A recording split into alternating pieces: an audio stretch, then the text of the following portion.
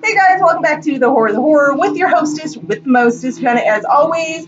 Welcome back, and thank you so much for checking me out. I always appreciate you guys checking me out, as I do you guys. So today we are doing a movie review. I know, once again, I'm sorry for all the movie reviews. I feel like all I've been doing lately is reviews and unboxings and little tiny hauls. I'm sorry. But I love my movies. So today, what we are talking about is the 1988 very underrated movie, Lady in White, starring little Lucas Haas. So this movie, I don't know how many of you guys have heard of this movie. This is one that I have literally grown up with. I first saw this movie when I was just a little young and a little Jen, a little tyke. And this is one of those movies where it's not technically a horror movie, but it definitely has elements. It's a little bit of mystery. Like anyone who's not a horror fan, check this movie out. Because, like I said, it's not really like a horror movie, but it has horror elements to it.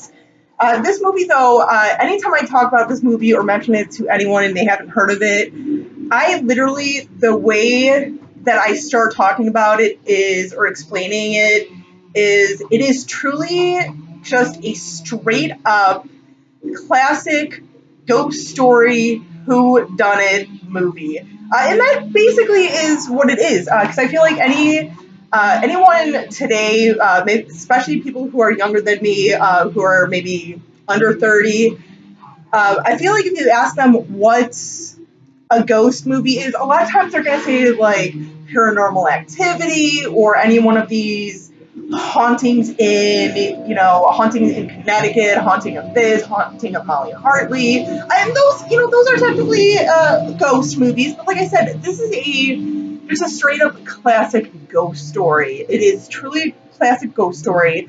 This is, by the way, the Scream Factory release, which I highly recommend to get this one. Definitely invest if you want to check this movie out. This too, actually, I was gonna hopefully try and watch the director's cut and the extended director's cut before I did this review, at least a couple of times, and I have yet to do it. But I want to talk about this movie.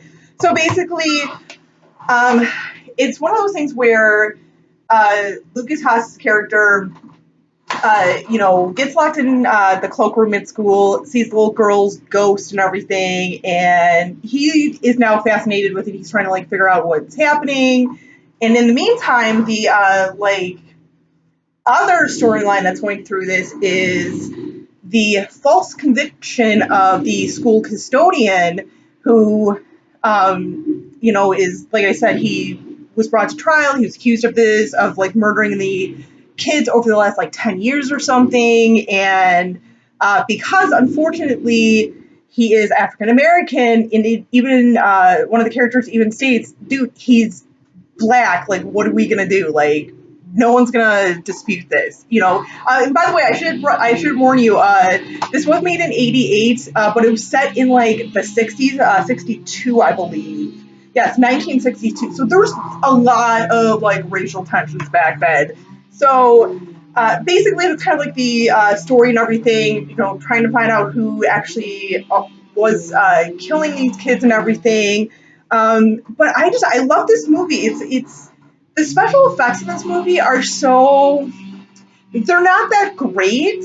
Definitely probably have not stood the test of time, but there's something nostalgic for me about it, because it's those 80s CGI and everything. I'm normally not the biggest CGI person, you guys know that, but in a movie like this, especially with the ghost, it works and everything. When I think ghost story, I think this movie, I really do. And there is one scene in here where Lucas Haas's character is passed out or something because he's still in the cloakroom, and there's a scene between him, basically because he's kind of hallucinating or dreaming or whatever, between him and this little girl ghost, where it's just the set looks so cheap. It literally looks like a little set from a grade school play or something, but it's so beautifully done.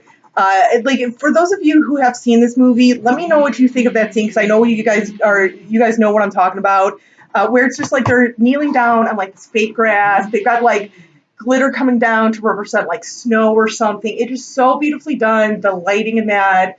Every time I watch that scene, I don't know, it does something to me. Like I said, I just, with as cheap as it looks, it just is done so beautifully. Actually, the whole movie I feel like is just shot very beautifully. But no, this is definitely one. Like I said, it's a good classic ghost story. I highly recommend both horror fans and non-horror fans to watch this. And it just, and there's a few little things that are a little creepy. Like I know like the mom who lost the daughter, where like the kind of the girl ghost, the story sort of revolves around. Just really like, she kind of creeps me out because she's a total like, recluse. Pretty obviously she's like a recluse. She totally just let herself go and just looks very creepy, almost like that sort of typical sort of like haunted house story that everyone kind of grows up. Like everyone seems to have like that haunted house story floating around their neighborhood and everything. Like that's kind of like this lady and everything. She's a little like scary, but it's very just the way, once again, the way she's shot and everything, very beautifully done. Story's great, love it. But yeah, definitely check it out if you have not. For those of you who have seen this movie, what do you guys think of it? Do you guys get a little bit of a nostalgia feeling watching it like I do, or are you guys like, dude, that's just like the dumbest movie? I don't know. Let me know what you guys know. You guys know how I am. I don't mind what your thoughts are. But definitely check this one out. Like I said, I don't know how many times I can tell you to check this out. Hello. But check it out. It is really good. Like I said, if you want just a straight up good classic ghost story, none of that like paranormal activity stuff and haunting of this and haunting of that and haunting of this person, go for this. They really do not make ghost stories like this anymore. They don't. But yeah, definitely check it out.